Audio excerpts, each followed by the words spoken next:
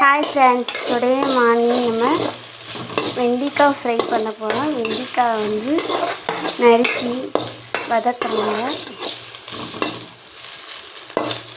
நல்லா எண்ணெய் லைட்டாக ஊற்றி வதக்கணும். வதக்கி ஒரு கிண்ணத்தில் வந்து ஆற வச்சிடலாங்க. ஊற்றி வதக்கி தனியாக ஒரு பிளேட்டில் எடுத்து ஆற வச்சுக்கிறணும். எண்ணெயை நல்லா காய வச்சாச்சு. இப்போ கடுகு போட்டுக்கலாம்.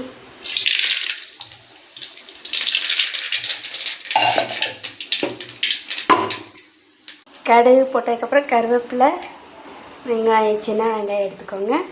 இப்போ கருவேப்பிலை போட்டுடலாம்.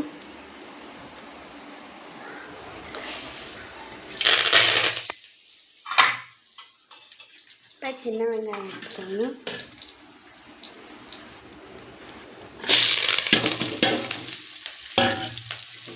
நல்லா வதக்கிக்கோங்க.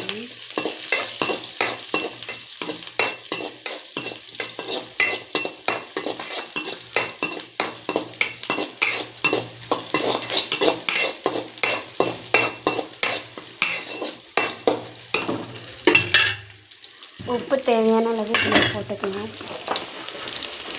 தூள் உப்பு.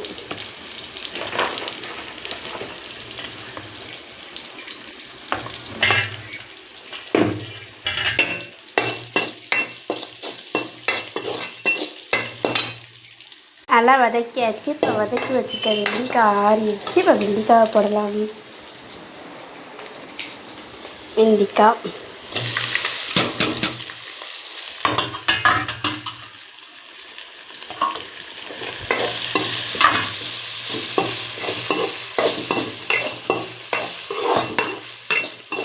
நல்லா கிறிஸ்பியாக வர வரைக்கும் நல்லா கிண்டி விட்டுக்கோங்க.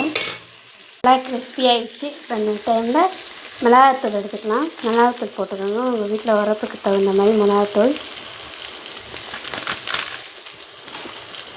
நல்லா இப்போ கிளறி விட்டுக்கலாம்.